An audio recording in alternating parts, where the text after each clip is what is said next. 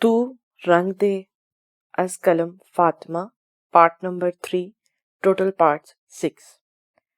وہ ایک ضروری کال آنے پر بیٹھک سے ہی دادا جان کو کسی ضروری کام کا کہہ کر نکل گیا تھا۔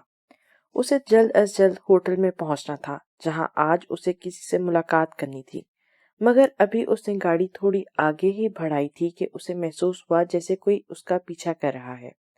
اسے ہوٹل جانے سے پہلے اپنے آفس جانا تھا، مگر اب احتیاط کے طور پر اس نے اپنا ارادہ ملتوی کر دیا اور رمشا کو میسج کر دیا کہ وہ آج نہیں آئے گا۔ ایک طرف اس کا دل کیا کہ وہ میجر شاہ زیب کو آج ملنے سے منع کر دے، مگر آج اس کا ان سے ملنا بھی ضروری تھا۔ جب وہ ہوٹل پہنچا تو اس وقت رات کی تاریکی مکمل طور پر آسمان پر چھا چکی تھی۔ گاڑی لاک کر کے اس نے بیگ سیٹ پر رکھا اور ایک چھوٹا سا بیگ نکالا۔ وہ ادھر ادھر دیکھے بغیر ہوٹل کے اندر داخل ہو گیا۔ وہ جانتا تھا کہ کوئی اس پر نظر رکھے ہوئے ہے، لیکن وہ اسے چکنا نہیں کرنا چاہتا تھا، اس لیے بظاہر اپنے دھیان میں وہ قدم قدم چلتا جا رہا تھا۔ اس نے داخلی دروازے سے ہی میجر کو دیکھ لیا تھا۔ وہ انہیں پیچھے آنے کا اشارہ کرتے مگر آگے بڑھ گیا، مگر اچانک اس کی آنکھوں کے آگے اندھیرا آیا تھا۔ وہ تقریباً لڑکھڑاتے گرتا بچا، پھر خود کو وہ کمپوز کرتا آگے بڑھنے لگا۔ میجر اس کا اشارہ سمجھ چکا تھا کہ بازل احتیاط کے طور پر ہوٹل کی پچھلی طرف جا رہا ہے، اس لیے وہ بازل سے فاصلہ رکھتے ہوئے چل رہا تھا کہ کوئی اسے ساتھ نہ دیکھ لے۔ یقیناً آج ضروری نہ ہوتا تو وہ دونوں ملنے کا ارادہ ملتوی کر دیتے۔ بازل مضبوط قدم اٹھاتا چل رہا تھا۔ ایک بار پھر اس کی آنکھوں کے آگے اندھیرا آیا۔ اس سے پہلے کہ وہ لڑکھڑا کر گرتا، اچانک کسی نے اسے سہارا دیا۔ اسے اپنے کندھے پر نرم لمس محسوس ہوا تو وہ فوراً اپنی نیند سے بوجھل سرخ آنکھیں زور سے جھپکا کر کھولی تھی، اور یہی لمحہ تھا جب ان دونوں کی تصویر کسی نے اپنے کیمرے میں قید کر لی۔ بازل کسی لڑکی کو اپنے اوپر جھکا دیکھ کر جیسے ہوش میں آیا، اس نے فوراً اپنے کندھے اس لڑکی کے نازک ہاتھ سے جھٹکے اور اپنے قدم پیچھے کرتے ہوئے فاصلہ قائم کیا تھا۔ وہ لڑکی بازل کے سرد اندازی پر واقعی سہم گئی۔ چہرے پر فکر مندی کے آثار لاتے ہوئے وہ پوچھنے لگی، یس آئی ایم اوکے۔ وہ لڑکی پھر سے بازل کے قریب آنے لگی تھی جب بازل نے اسے ہاتھ کے اشارے سے دور رہنے کا کہا۔ آئی تھنک آپ ٹھیک نہیں، اگر آپ کہیں تو میں آپ کی ہیلپ کر دوں۔ وہ لڑکی بازل کی بے حد سرخ آنکھوں میں دیکھتی ہوئی بولی تھی۔ حقیقتاً اسے ان آنکھوں سے اور بازل کے سپاٹ چہرے سے خوف آ رہا تھا، مگر اپنے ڈر پر قابو پاتی ہوئی نارمل انداز میں بولی، نو تھینکس۔ بازل اپنے چہرے پر ہاتھ پھیرتا سرد انداز میں کہتا اس لڑکی کو بغیر دیکھے آگے بڑھ گیا۔ پیچھے وہ لڑکی اس مغرور شخص کو دور جاتا دیکھ کر دانت پیس کے رہ گئی۔ وہ ایک کونے کی میز پر آ بیٹھا، دونوں کہنیاں میز پر ٹکا کر اپنے دونوں ہاتھ کی انگلیوں سے اپنا سر ہلکا ہلکا دبا رہا تھا۔ وہ اپنی حالت سمجھنے سے قاصر تھا۔ اس کے سر میں شدید درد ہو رہا تھا، بار بار اس کی آنکھوں کے سامنے اندھیرا آ رہا تھا۔ ایک تو آپ لمبے چوڑے، گوری چٹی داڑھی، مونچھوں والے خوبرو جوان، اوپر سے یہ خالص جگیرداروں والا حلیہ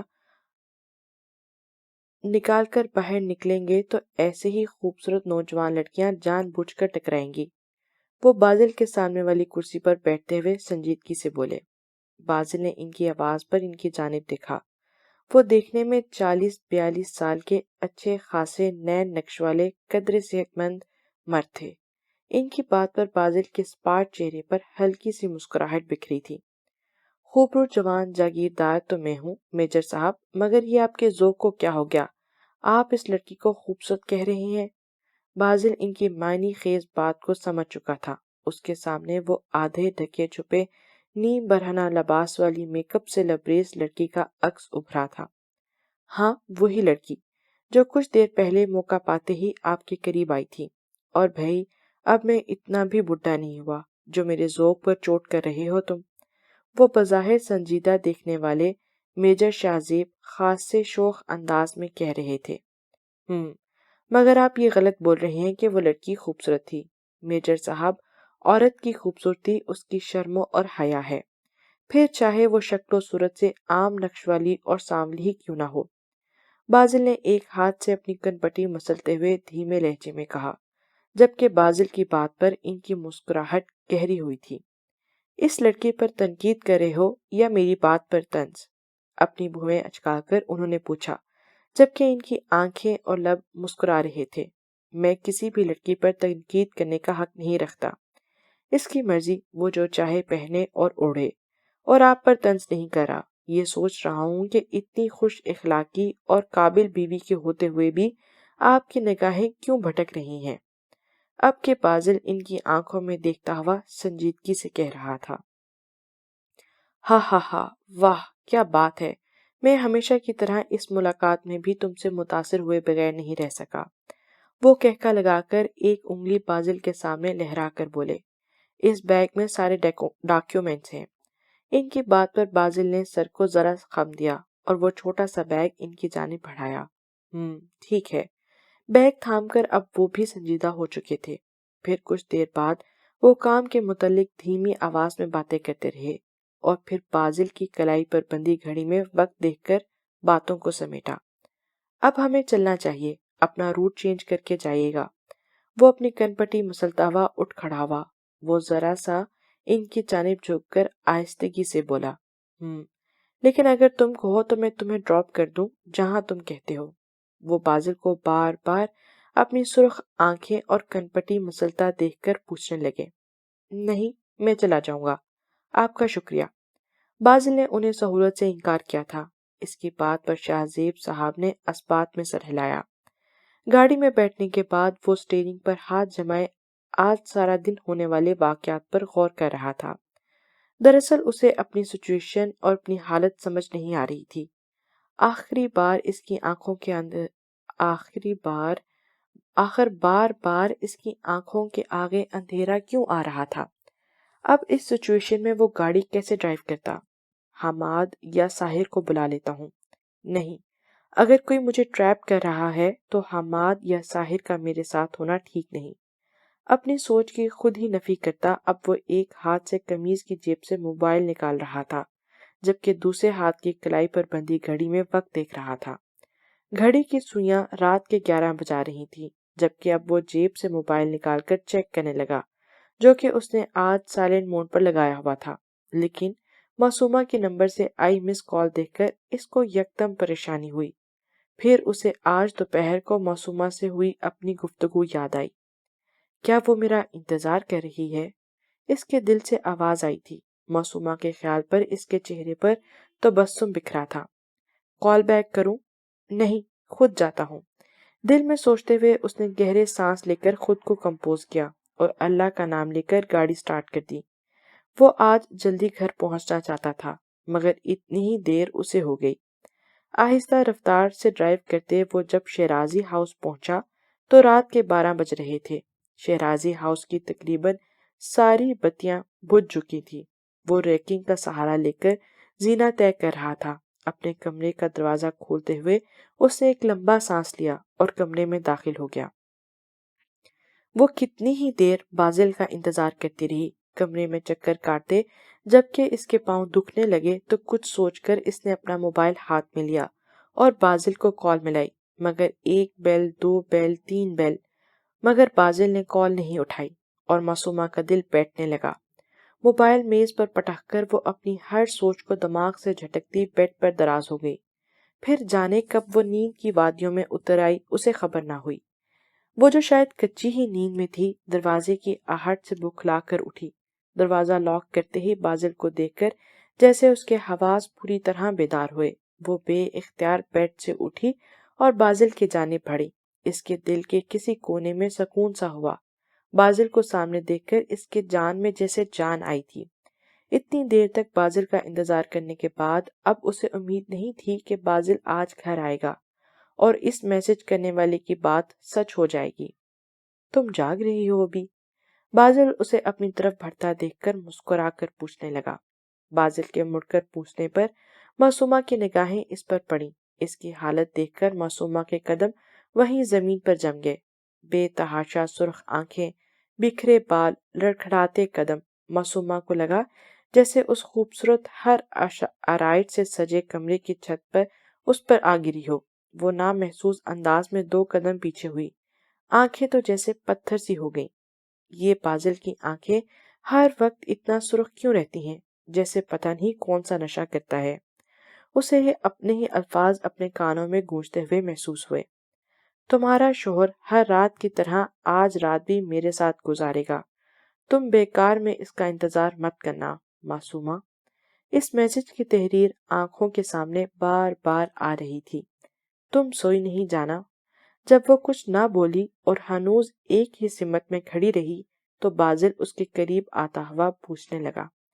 بازل کی آواز پر وہ ہوش کی دنیا میں واپس لوٹی، اپنی آنکھوں میں آئی نمی کو چھپانے کے لیے زور زور سے اپنی آنکھیں جھپکائیں۔ نہیں، میں تو سو گئی تھی، بس ابھی آنکھ کھلی ہے۔ بازل کو قریب آتا دیکھ کر وہ پھر 2 قدم پیچھے ہوئی اور خود کو نارمل ظاہر کرتی آہستگی سے بولی، ایک بار پھر بازل کی آنکھوں کے آگے اندھیرا آیا۔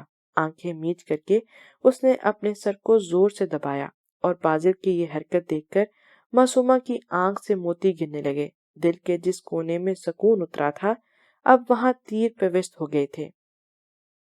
جبکہ بازل اب الماری کی جانب بڑھا، معصومہ اپنی کامتی ٹانگوں کو بامشکل سنبھالتی بیڈ تک آئی اور لرزتی پلکوں کی پار سے بازل کو الماری بند کر کے اپنا ایک ہی ٹراؤزر ہاتھ میں تھامے واش روم کی جانب بڑھتا دیکھ رہی تھی۔ میں اس محل نما قبرستان کی عورتوں کی طرح تمہارے آگے بالکل نہیں جھکوں گی بازل۔ شادی سے پہلے بازل کو بولے گئے اس کے اپنے الفاظ اس کے کان میں گونج رہے تھے۔ اتنے بڑے بول مت بولو معصومہ بی بی، ایسا نہ ہو کہ منہ کی کھانی پڑے۔ یہ بازل کے الفاظ تھے جو اب اس کے کان میں گونج رہے تھے۔ کیا یہ اوقات ہے معصومہ تمہاری؟ تمہارا شوہر کسی اور لڑکی، اور اسے آگے سوچتے ہی اب اس کی سسکیاں بند ہو چکی تھیں۔ واش روم سے پانی کی گرنے کی آواز کے ساتھ اور بہت سی آوازیں اس کے کانوں میں گونج رہی تھیں۔ وہ ان سب آوازوں سے بچنے کی غرض سے سخت گرمی میں بھی بیڈ سے بلینکٹ لے کر اپنے سر سے پاؤں تک اوڑھ کر لیٹ گئی اور پھر منہ پر دونوں ہاتھ رکھ کر پھوٹ پھوٹ کے رونے لگی۔ اپنی سسکیاں دبانے کے لیے اس نے اپنے دونوں لب آپس میں سختی سے بھینج لیے۔ وہ فریش ہونے کی غرض سے شاور لینے کے بعد جب واش روم سے باہر نکلا تو اب خاصا بہتر محسوس کر رہا تھا۔ تولیہ صوفے پر پھینکتے بے ساختہ اس کی نظر سر سے پاؤں تک بلینکٹ اوڑھے معصومہ پر پڑی اور اس کو دیکھ کر بازل کو حیرت ہوئی۔ کچھ سوچتے ہوئے اس نے اے سی آن کیا اور لائٹ آف کر کے نائٹ بلب آن کیا اور پھر موبائل اٹھا کر بیڈ کی خالی جگہ پر آ کر لیٹ گیا۔ معصومہ اب وہ اپنے اوپر بھی بلینکٹ اوڑھ رہا تھا، جبکہ سرخی مائل آنکھیں معصومہ کے چھپے وجود پر تھیں، جبکہ معصومہ سختی سے اپنے لبوں پر ہاتھ رکھے اپنی سسکیاں روک رہی تھی۔ معصومہ سوگی ہو کیا جانا؟ معصومہ کی بلینکٹ میں چھپے وجود میں کوئی حرکت محسوس نہ کرتے ہوئے اس نے پھر پوچھا، مگر کوئی جواب نہ آیا۔ ابھی چند پل ہی گزرے تھے جب موبائل کی بیل سے اس کمرے کی خاموشی میں اشتعال پیدا ہوا۔ موبائل کے بجنے کی آواز پر جہاں بازل نے اپنی بوجھل آنکھیں کھولی وہیں معصومہ نے بھی اپنی بھیگی آنکھیں فوراً کھولیں۔ ہاں بولو رمشا۔ سائڈ ٹیبل سے اپنا موبائل اٹھا کر بازل نے کان سے لگایا اور آنکھیں موندے ہی بولا، جبکہ کسی لڑکی کا نام سن کر معصومہ کی تکلیف میں اور اضافہ ہوا۔ ایک اور تیر اس کے سینے میں پیوست ہوا تھا۔ ہاں ٹھیک ہے، کل آؤں گا، تب اس بارے میں بات کروں گا۔ اپنی بات کہہ کر اور رمشا کی بات سنے بغیر بازل نے کال کاٹی اور موبائل سائڈ ٹیبل پر پٹخ دیا۔ آنکھیں کھول کر معصومہ کو دیکھا جو ہنوز بلینکٹ میں چھپی ہوئی تھی۔ ہاتھ بڑھا کر اس نے معصومہ کے اوپر سے آہستہ سے بلینکٹ کھسکایا۔ نائٹ بلب کی روشنی میں وہ اسے اپنی بے تحاشا سرخ آنکھوں سے دیکھنے لگی۔ معصومہ کا چہرہ اس کے سیاہ ریشم بالوں نے ڈھکا ہوا تھا۔ بازل کی نرمی سے معصومہ کی کمر میں ہاتھ ڈال کر اسے اپنے قریب کیا اور اپنے سینے میں بھینج لیا۔ معصومہ جو کہ بہت غور سے بازل کی کال پر ہونے والی گفتگو سن رہی تھی، پھر موبائل پٹخنے کی آواز کے بعد بازل کا اس کی طرف کا بلینکٹ ہٹانا اسے کانپنے پر مجبور کر گیا تھا۔ پھر بازل کی انگلیوں کا لمس اور یہی معصومہ کی ہمت جواب دے گئی۔ اس کا دل کیا بازل کو خود سے دور کرے اور اس کا گریبان پکڑ کر پوچھے کہ دھوکہ کیوں دے رہا ہے۔ یا یہ ڈرامہ کیوں کر رہا ہے؟ مگر وہ اتنی کمزور نہیں تھی جو خود پر قابو نہ پا سکتی۔ وہ بازل سے سوال کرنا چاہتی تھی، مگر بار بار اس کے ذہن میں یہ بات آ رہی تھی کہ شاید جو دکھائی دے رہا ہے ویسا نہیں، اور اگر وہ جذبات اور غصے میں آ کر بازل سے صفائی مانگے گی اور بات زیادہ بڑھ گئی تو ہمیشہ کی طرح وہ قصوروار ٹھہرائی جائے گی، کیونکہ بازل تو دادا جان کا لاڈلا پوتا تھا۔ اسے تو غلط کرنے پر کوئی بھی باز پرست نہیں کرتا، اور دادا جان سب سے پہلے تانا اسے اس کی ماما کا دیں گے، اور یہیں وہ کمزور پڑ گئی۔ اس کا وجود ہلکا ہلکا کانپ رہا تھا، اس کے لب اور پلکوں کی باڑ لرز رہے تھے۔ معصومہ، تم ٹھیک ہو جانا؟ بازل اس کو کپ کپاتا ہوا وجود پریشانی میں مبتلا کر رہا تھا۔ وہ اس کے بالوں پر لب رکھتا فکر مندی سے پوچھنے لگا، مگر معصومہ نے کوئی جواب نہ دیا اور سینے میں منہ چھپائے لیٹی رہی۔ بازل نے پھر اپنی آنکھیں موند لیں۔ وہ خود بھی اس وقت نیند چاہتا تھا، کیونکہ اس کا دماغ پھٹا ہوا تھا۔ نیند کی وادی میں اترنے سے پہلے اس کے ذہن میں جو چائے اس نے بیٹھک میں پی تھی اس کا خیال آیا تھا، جبکہ معصومہ کو بازل کی قربت برداشت کرنا مشکل ہو رہی تھی۔ بازل نے پوری طرح اسے اپنی سختی سے لگایا ہوا تھا۔ بازل کے چوڑے سینے کا لمس معصومہ کا تنفس بگاڑ رہا تھا۔ مزید بازل کے شرٹ کے بغیر ہونے پر معصومہ دل میں اسے کئی سلواتیں سنا چکی تھی۔ ٹپ ٹپ آنسو بہاتی کب وہ بھی نیند کی وادیوں میں اتر آئی اسے خبر نہ ہوئی۔ صاحب، کام ہو گیا، لیکن اس نے ڈرتے ڈرتے بات کو ادھورا چھوڑا۔ لیکن کیا؟ کہیں کوئی گڑبڑ تو نہیں کر دی تم لوگوں نے؟ اس کے صاحب کے غصے سے بھری آواز فون پر ابھری۔ آدھا کام ہوا ہے صاحب۔ اس نے پھر ادھوری بات کی، جس پر اس کا صاحب بھڑک اٹھا۔ جلدی بتاؤ مجھے، کیا کیا ہے تم لوگوں نے؟ کہیں اس لڑکی نے کچھ گڑبڑ تو نہیں کر دی؟ اسے اپنے آدمیوں پر شدید غصہ آ رہا تھا۔ ایک کام ڈھنگ کا نہیں کر سکتے یہ لوگ؟ نہیں صاحب، وہ بات یہ ہے کہ مرشد صاحب پر اس دوا کا زیادہ اثر نہیں ہوا۔ وہ تو ایسے ظاہر کر رہے تھے جیسے کچھ ہوا ہی نہیں۔ وہ خود حیران تھا کہ بازل پر اثر کیوں نہیں ہوا اس دوا کا۔ کیا بک رہے ہو تم؟ میں نے تمہیں کہا بھی تھا کہ وہ مضبوط اعصاب کا مالک ہے، اسے زیادہ مقدار میں دوا دینا۔ اپنے کمرے میں غصے سے چکر کاٹتا ہوا وہ غرایا تھا۔ صاحب، میں نے کافی گولیاں ڈالی تھیں مگر انہیں کچھ اثر نہ ہوا۔ اس نے جلدی سے اپنی صفائی پیش کی۔ اس کا مطلب تم لوگ کام نہیں کر سکے؟ اپنے آدمی کی بات سن کر وہ چیخ اٹھا۔ صاحب، بس تصویر لی ہے ان کی، اس سے زیادہ وہ لڑکی کچھ نہ کر پائی، کیونکہ مرشد صاحب پورے ہوش و حواس میں تھے۔ اس نے مزید ان کی معلومات میں اضافہ کیا۔ تصویر کوئی کام کی بھی لی یا نہیں؟ اب کہ وہ ٹھہر کر بولے تھے۔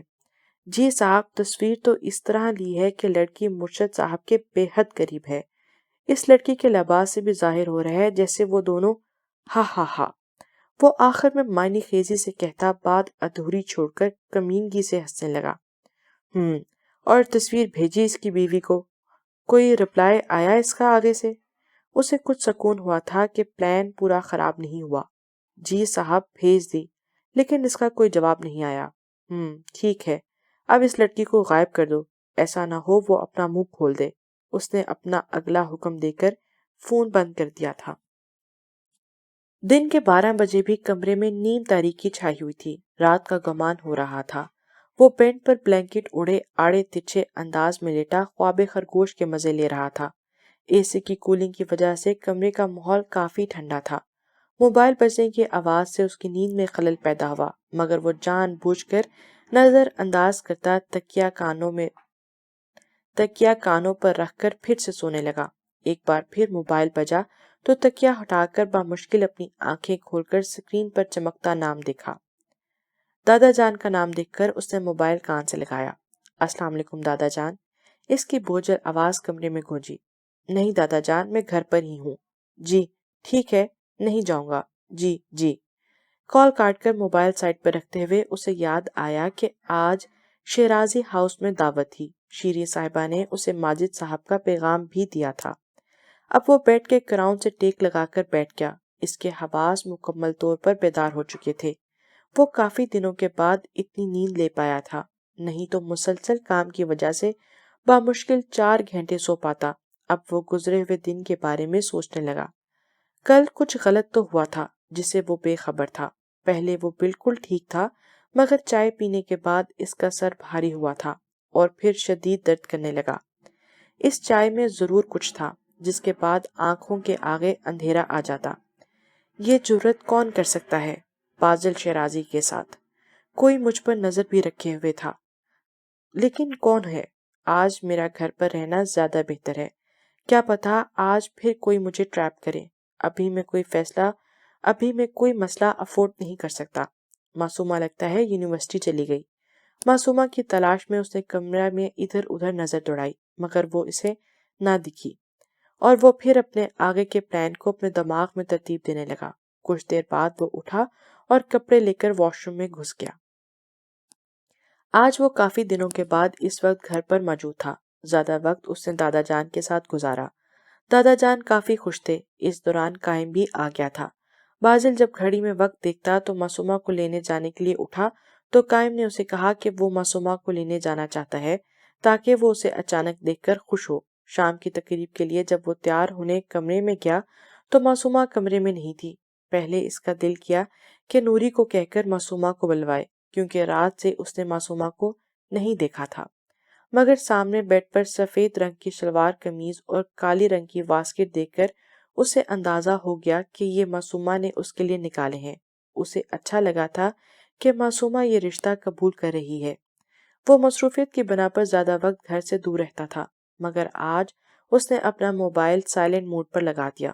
آج وہ معصومہ کے ساتھ کچھ حسین لمحے گزارنا چاہتا تھا۔ اس نے اپنے باپ اور چچا کی جویلری شاپ سے ایک نہایت قیمتی موتیوں کے چھوٹے چھوٹے ایئر رنگز آرڈر کیے تھے۔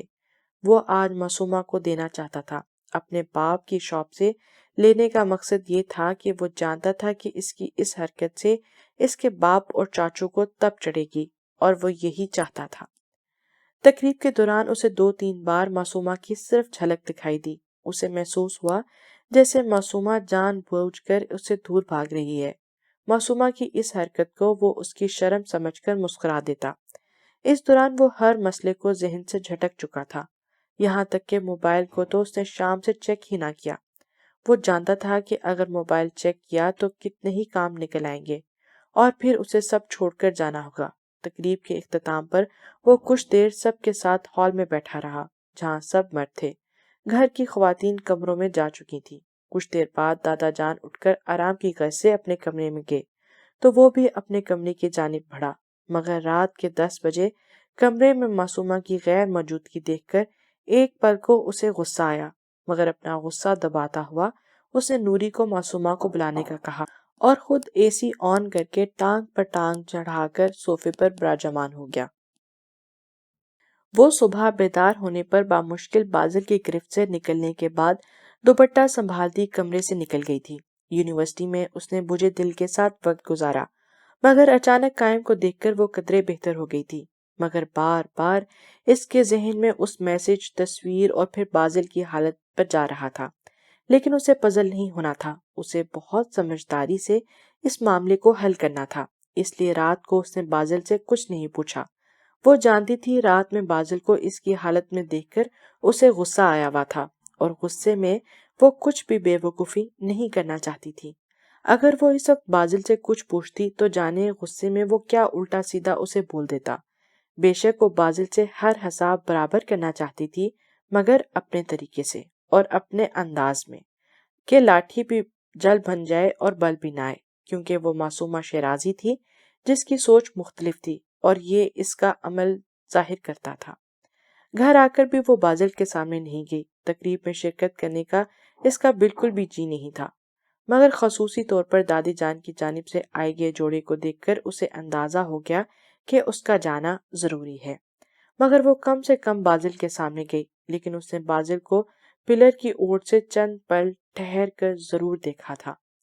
کسرتی جسامت پر سفید شلوار قمیض پر کالی واسکوٹ پہنے، صاف رنگت پر بھورے بال، بھوری داڑھی، مونچھیں کتنی جچتی ہیں اس پہ، ہلکی سرخی مائل آنکھیں جن کا رنگ بھی براؤن تھا۔ وہ جو بھرپور سنجیدگی کے ساتھ تھوڑی تھوڑی دیر بعد اپنی داڑھی پر ہاتھ پھیرتا تھا، اس کی اس حرکت پر معصومہ کی دھڑکن یکدم تیز ہو جاتی تھی۔ وہ آج پہلی بار اسے اتنا غور سے دیکھ رہی تھی۔ بلا شبہ وہ ایک بہت وجیح شخصیت کا مالک تھا جس کو ایک نظر دیکھ کر کوئی بھی اپنا دل ہار بیٹھے، مگر در حقیقت خوبصورت مرد وہ ہوتا ہے جس کا کردار مضبوط ہوتا ہے، جس کی نگاہ پاک ہوتی ہے۔ اور معصومہ نے یہ سوچتے ہوئے کرب سے آنکھیں میچ لیں۔ تقریب کے اختتام کے بعد اس نے سوچا کہ اپنے کمرے میں ہی اپنے کپڑے بدل کر ہاتھ منہ دھو کر وہ بازل اور اپنے کمرے میں جائے گی۔ اس سوچ پر عمل کرتے ہوئے ابھی اس نے اپنے کمرے میں آ کر دروازہ لاک ہی کیا تھا کہ دروازے پر دستک ہوئی۔ دادی جان، آپ مجھے بلوا لیتی۔ دروازہ کھولنے پر دادی جان کو سامنے دیکھ کر اسے اندازہ ہو گیا کہ اب اس کی کلاس پکی ہے۔ تم رات کے اس وقت یہاں کیا کر رہی ہو جبکہ تمہارا شوہر کمرے میں جا چکا ہے؟ کمرے میں داخل ہو کر دادی جان اس کی بات نظر انداز کرتے قدرے سختی انداز میں بولی تھی۔ دادی جان، میں صرف ڈریس چینج کرنے آئی تھی، چینج کر کے جانے ہی لگی تھی، لیکن مجھے یہ بات سمجھ نہیں آ رہی کہ ہر بات پر نظر کیوں رکھی جا رہی ہے میری۔ وہ روحانسی انداز میں کہتی آخر میں جھنجھلا گئی۔ شادی کے بعد تو ہر بات پر اسے ٹوکا جانے لگا تھا، تو کیا وہ اب اپنے کمرے میں بھی نہیں آ سکتی تھی؟ اب تم شادی شدہ ہو معصومہ، بچی نہیں رہی جو تمہیں ہر بات صاف صاف سمجھانی پڑے، لیکن چلو تمہیں صاف ہی کہہ دیتی ہوں۔ 2 قدم اس کے قریب آئیں اور پھر سے بولنے لگی، بازل کے پاس جاؤ، اس کے ساتھ وقت گزارو، وہ شوہر ہے تمہارا، اس کی خدمت کرو، اس کی ہر بات مانو، کوئی شکایت نہیں ہونی چاہیے اسے تم سے۔ سمجھ رہی ہو میری بات یا اور تفصیل سے سمجھاؤں؟ وہ لفظ چبا چبا کر ادا کرتی سرد انداز میں بول رہی تھی، جبکہ ان کی باتوں پر جانے کیوں معصومہ نے سر جھکا لیا۔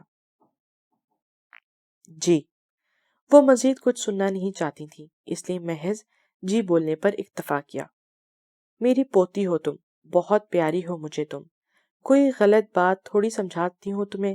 حقیقتاً مجھے بازل کو تمہارے ساتھ خوش اور آباد دیکھنے کی خواہش ہے۔ اب کہ وہ دھیمی آواز میں کہہ رہی تھی، جبکہ معصومہ نے مسکرا کر اس بات میں سر ہلایا۔ سلام بی بی جی، وہ جی چھوٹی بی بی کو مرشد صاحب بلا رہے ہیں۔ دروازے پر کھڑی نوری نے دستک دے کر وہیں کھڑے کھڑے ادب سے سلام کے بعد بازل کا پیغام دیا اور سر جھکا گئی۔ نوری، اپنی چھوٹی بی بی کو دروازے تک چھوڑ کر آؤ۔ دادی جان یہ کہہ کر چلی گئی، جبکہ معصومہ ایک لمبا سانس لیتی نوری کے ساتھ اپنے کمرے کی جانب بڑھ رہی تھی۔ مرشد بازل شیرازی، تم ابھی مجھے جانتے نہیں، معصومہ شیرازی نام ہے میرا۔ تم شاید شیرازی ہاؤس کے مردوں کی طرح ہو، مگر مجھے یہاں موجود عورتوں کی طرح مت سمجھنا، جو لفظ بیوی کا لیبل ماتھے پر سجا کر دن رات غلامی کی زندگی گزارے۔ میں تمہارا کھلونا ہرگز نہیں بنوں گی۔ کمرے کے دروازے کے سامنے رک کر اس نے نوری کو جانے کا اشارہ کیا اور خود اپنے قدم آگے بڑھا لیے۔ وہ اندر داخل ہوئی تو بے ساختہ اس کی نظر صوفے پر بیٹھے بازل پر پڑی۔ شاید دروازہ کھلنے کی آہٹ پر وہ اس کی جانب متوجہ ہو چکا تھا۔ یہی پل تھا جب ان دونوں کی آنکھیں ملیں۔ وہ سرخ رنگ کی گھٹنوں تک آتی فراک اور ٹراؤزر میں ملبوس تھی، دوپٹہ سر پر اڑے، لائٹ سا میک اپ، ہونٹوں پر سرخ ہی لپسٹک جو مدھم سی رہ گئی تھی، اس کی سفید رنگ پر سرخ رنگ کا لباس، ناک میں پہنی لونگ کا چمکتا موتی اس کو اور پرکشش بنا رہا تھا۔ بازل تو مبہوت سا اسے تکتے جا رہا تھا۔ بازل کی آنکھوں میں کچھ ایسا تھا جس نے معصومہ کو نگاہیں جھکانے پر مجبور کر دیا۔ وہ فوراً اپنی نگاہوں کا زاویہ بدل کر اب دروازہ بند کر رہی تھی۔ اب وہ مڑ کر آہستہ قدم اٹھاتی ڈریسنگ روم کی سمت بڑھ رہی تھی، جب بازل کی آواز سے قدم وہیں کمرے کے بیچوں بیچ جم گئے۔ اس وقت کہاں تھی تم؟ وہ سنبھل چکا تھا اور سرد انداز میں کہتا اب قدم قدم چلتا معصومہ تک پہنچ چکا تھا۔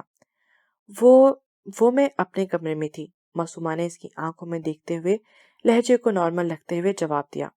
جانا، اب تمہارا کمرہ یہ ہے۔ اس کے الفاظ میٹھے تھے مگر انداز سخت تنبیہ کا تھا، جبکہ وہ مزید فاصلہ مٹاتا اب معصومہ کو دونوں بازوں سے پکڑ کر بہت قریب آ چکا تھا۔ معصومہ ذرا نگاہیں جھکا گئی۔ آج پورا دن اگنور کیوں کر رہی تھی مجھے؟ اس کے اگلے سوال پر معصومہ نے اس کی آنکھوں میں دیکھا جو سرخ تھی۔ دل نہیں چاہ رہا تھا کسی سے بھی بات کرنے کو، وہ اس کی آنکھوں میں ڈالتی عام سے انداز میں بولی، جبکہ بازل اس کی بات پر چونکا۔ اسے لگا کہ وہ اس کی بات کی نفی کرے گی اور کہے گی کہ میں تو اگنور نہیں کر رہی تھی، یا کوئی بہانہ بنائے گی، مگر یہ تو صاف ہی کہہ رہی تھی کہ اس نے جان بوجھ کر سارا دن اگنور کیا ہے۔ معصومہ کی بات نظر انداز کر کے بازل اب اپنا ایک ہاتھ اس کی کمر کے گرد حائل کرتا دوسرا ہاتھ اس کی گردن پر نرمی سے پھیر رہا تھا۔ وہ بازل کو لو دیتی نظروں خود پر محسوس کر رہی تھی جب اس نے معصومہ کا دوپٹہ آہستہ سے اتار کر دور صوفے پر اچھالا۔ بازل، اس نے اپنے دونوں کپ کپاتے ہاتھ بازل کے سینے پہ رکھے اور مزاحمت کرنے لگی، مگر بازل مدہوش سا جھکا رہا۔ بازل پلیز، میں نے آپ سے وقت مانگا تھا، وہ بولی تو اس کے لب بازل کے بالوں کو چھو رہے تھے۔ میرے خیال سے اتنا وقت کافی ہے جانا، وہ خمار آلود آواز میں بول رہا تھا۔ مجھے آپ سے ضروری بات کرنی ہے۔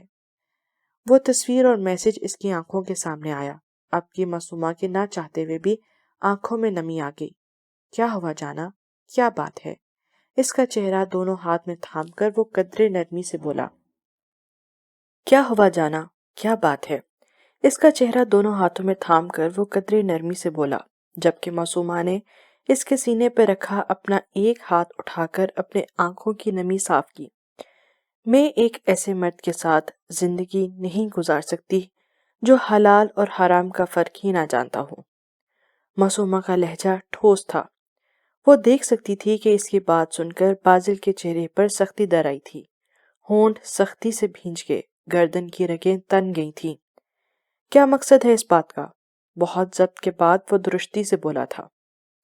اس وقت معصومہ کی بے تکی بات اسے بالکل بھی سمجھ نہیں آئی تھی، اور جو سمجھ آ رہی تھی وہ اس کے غصے کو ہوا دینے کے لیے کافی تھی۔ دو گناہ ایسے ہیں کہ جن کی سزا آنے والی نسلوں کو بھی بھگتنی پڑتی ہے، ایک زنا اور دوسرا حرام کمائی۔ اس گھر میں یہ دونوں گناہ ہو رہے ہیں۔ وہ اپنے ہاتھوں کے ساتھ آواز کی بھی کپ کپاہٹ پر قابو پاتی نڈر ہو کر بولی، جبکہ اس کی بات پر بازل نے اپنے جبڑے سختی سے بھینجے۔ کیا کہنا چاہتی ہو؟ ایسا کچھ نہیں ہے، اپنے دماغ سے یہ فضول باتیں نکال دو اور دور رہو ان ساری باتوں سے۔ وہ معصومہ کی باتوں کا مفہوم اچھی طرح سمجھ رہا تھا۔ وہ اپنے باپ اور چچا کے کرتوت تو خوب جانتا تھا، مگر اسے واقعی معصومہ کے منہ سے سن کر دھچکا لگا تھا۔ اندھا سمجھ رکھا ہے مجھے یا بے وقوف؟ اس گھر کے مرد کیا کرتے پھرتے ہیں سب جانتے ہیں۔ بازل کی ہٹ درمی پر اسے شدید غصہ آیا۔ وہ اس کے ساتھ ہاتھ جھٹکتی فاصلہ قائم کرتی درستگی سے بولی۔ اس میں شک نہیں کہ معصومہ کو بازل شیرازی سے اتنا کچھ بولتے ہوئے ایک پل کو بھی خوف نہیں آ رہا تھا۔ مثلاً تو کیا جانتی ہو تم؟ معصومہ کی باتیں، اس کا انداز بازل کو بے حد اشتعال میں لے آیا تھا، مگر اپنا غصہ دباتے ہوئے وہ دھیمی آواز میں بولا، اتنا حوصلہ ہے کہ آپ سن سکیں؟ وہ دبی دبی آواز میں غرائی۔ اس کی آنکھوں کے سامنے کیا کیا نہیں آ رہا تھا۔ اپنے باپ کا نشے کی حالت میں اس کی ماں کو اس کی آنکھوں کے سامنے مارنا۔ وہ فقط 6 سال کی تھی۔ تایا جی کی غیراتی آوازیں، تائی ماں کی سسکیاں، چاچو کی عیاش طبیعت، نشے میں بہن بیٹی کی تمیز تک بھول جاتا۔ اسے اچھی طرح سب یاد تھا۔ جب بھی اپنے باپ یا چچا کو اس حالت میں گھر آتے دیکھتی تو اپنے کمرے کی حد تک محدود ہو جاتی۔ چھوٹی سی عمر میں کیسے کیسے خوف دل میں رکھ کر اس نے وقت گزارا تھا۔ وہ تو دادا جان نے سخت دھمکی دی کہ اگر نشے کی حالت میں شیرازی ہاؤس میں کوئی داخل ہوا تو اسے ہر رشتہ توڑ کر جائیداد سے آگ کر دیں گے۔ تب کہیں جا کر یہ سلسلہ کم ہوا تھا، ہاں مگر ختم نہیں۔ اب بھی وہ اکثر اپنے باپ کو ایسی حالت میں رات کو گھر آتے دیکھتی، مگر افسوس وہ کچھ نہ کر سکتی تھی۔ بازل کی عجیب حالت دیکھ کر اسے کتنی تکلیف ہوئی، یہ وہ یا اس کا خدا جانتا تھا، اور اب کیسے سینے پہ باندھے دھڑلے سے اس سے پوچھ رہا تھا جیسے دودھ کا دھلا ہو، کوئی ندامت کوئی شرم ہی نہ ہو۔ جتنا ضبط میں کر رہا ہوں نا یہ سب سننے کے بعد، اس سے اندازہ لگا لو کہ کتنا حوصلہ ہے میرے اندر۔ بازل کو دراصل غصہ خود سمیت اس گھر میں موجود ہر شخص پر آ رہا تھا، اور قائم ہمیشہ سے اتنا عرصہ پہلے پڑھائی پھر کام کے باعث گھر سے دور رہتا۔ باقی گھر کی عورتوں کا تو انہیں پتا تھا کہ وہ کیسی زندگی گزار رہی ہیں، مگر معصومہ کی باتیں سن کر اسے 100% اندازہ ہو گیا کہ وہ بھی سب جانتی ہے۔ وہ دکھ رہا ہے مجھے کہ کتنا ضبط ہے آپ میں۔ بازل کے سپاٹ چہرے، ضبط سے بے تحاشا ہوتی سرخ آنکھیں، بھیجی ہوئی مٹھیاں، بازو کی رگیں واضح ہو رہی تھیں۔ اس کو دیکھتی وہ طنزیہ انداز میں بولی تھی، معصومہ دیکھو، اپنے دماغ سے یہ سب باتیں نکال دو، انشاءاللہ سب بہت جلد ٹھیک ہو جائے گا۔ میں کہہ رہا ہوں نا تم سے۔ اپنے اندر اٹھتی غصے کی لہر کو دباتا وہ فاصلہ مٹاتے ہوئے اس کے قریب پہنچا اور اسے سینے سے لگا لیا۔ مگر معصومہ کے اندر اتنے سالوں سے ابلتا آج ابلاوا پھٹ چکا تھا۔ وہ بازل کی محبت، فکر کو اس کا دوغلا پن اور طلب سمجھتی، اس کو اپنی پوری قوت سے دھکا دیتی پیچھے ہوئے ہٹی تھی اور اپنا دوپٹہ اٹھا کر اپنے کندھوں پر پھیلایا۔ آپ ٹھیک کریں گے؟ جس کا خود کا دامن صاف نہیں، گندگی سے وہ کیا صاف کرے گا اور کیا انصاف دلائے گا؟ وہ درستگی سے کہتی سر جھٹک گئی تھی۔ میں جانتا ہوں تم اس وقت بہت غصے میں ہو، مگر میری جان ایک بات میری یقین کرو، اللہ کی مدد سے میں سب ٹھیک کروں گا، مگر کچھ وقت دو جانا۔ وہ ایک بار پھر لہجے میں بے حد نرمی اور محبت سموئے بولا، چہرہ ابھی بھی سپاٹ تھا۔ مجھے کچھ نہیں سننا بازل شیرازی، میں نے کہا نا مجھے آپ کے ساتھ نہیں رہنا۔ وہ اب کے تھوڑی بلند آواز میں کرائی، جبکہ اس کی بلند آواز پر بہت کوشش کے بعد بھی بازل کے ماتھے پر شکن پڑے تھے، مگر وہ اس دن والی غلطی نہیں دہرانا چاہتا تھا جس کے باعث اسے معصومہ سے شرمندگی ہو۔ اس لیے فوراً ایک پل کو آنکھیں بند کر کے لمبا سانس کھینچا۔ اس کارروائی کا مقصد خود کو نارمل کرنے کا تھا۔ پلیز جانا، ابھی کچھ نہ بولو کیونکہ تم ہوش میں نہیں ہو۔ معصومہ سے 2 قدم دور کھڑا وہ آہستگی سے بولا، بازل شیرازی، آپ مجھے اپنی میٹھی باتوں کے جال میں نہیں پھنسا سکتے، میں آپ کا کھلونا نہیں بنوں گی۔ معصومہ کو سمجھ نہیں آ رہا تھا کہ آخر وہ ناٹک کیوں کر رہا ہے، مگر اسے بازل کے جال میں نہیں پھنسنا تھا۔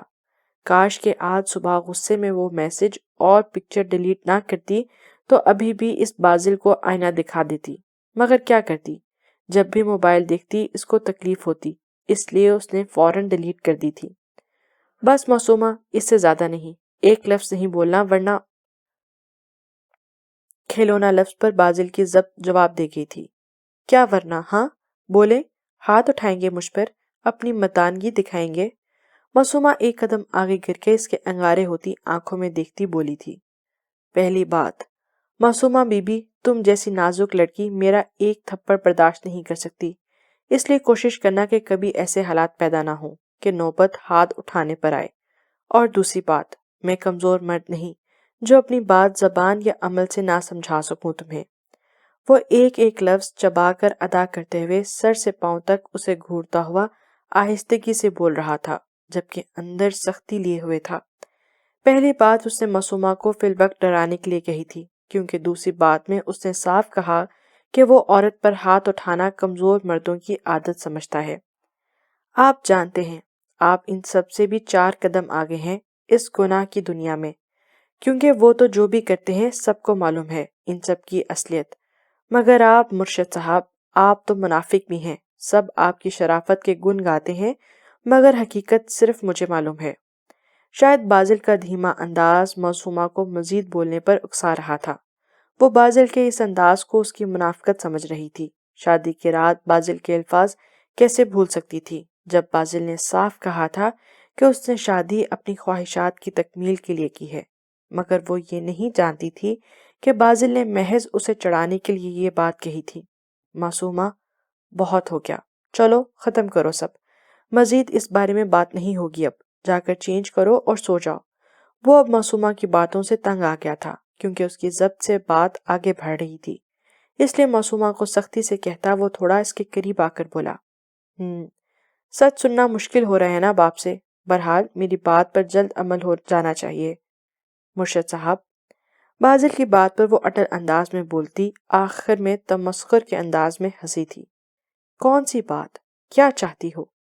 وہ فوراً چونکا تھا، مجھے آپ کے ساتھ کوئی رشتہ نہیں رکھنا، وہ ٹھوس انداز میں بولی، جبکہ اپنی کلائیاں بازل کی گرفت سے نکالتے تگ و دو جاری تھی۔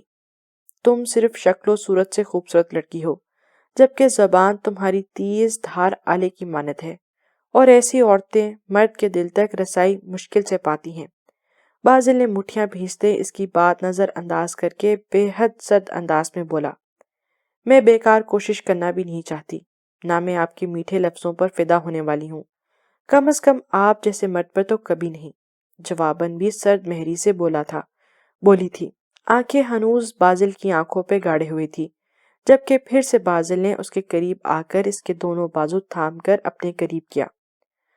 تم ان احمق عورتوں کی فہرست میں سیر فہرست پر ہو، معصومہ بی بی، جو ہر مرد کو ایک ترازو میں تولتی ہیں۔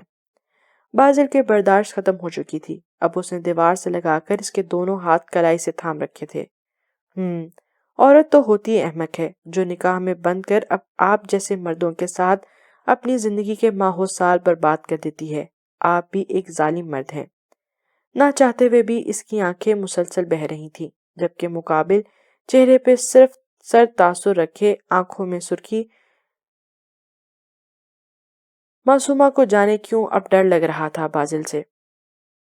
مگر معصومہ، اگر میں تمہاری سوچ کے مطابق ہوتا تو آج تم پورے حق سے میرے کمرے میں موجود نہ ہوتی، بلکہ میں تمہیں کسی عام چیز کی طرح استعمال کر کے چھوڑ چکا ہوتا۔ بقول تمہارے میں ایک برا آدمی ہوں تو یہ میرے لیے مشکل نہ ہوتا۔ بازل بے حد زچ ہو چکا تھا۔ آج کے لیے اس نے کیا سوچ رکھا تھا اور کیا ہو رہا تھا۔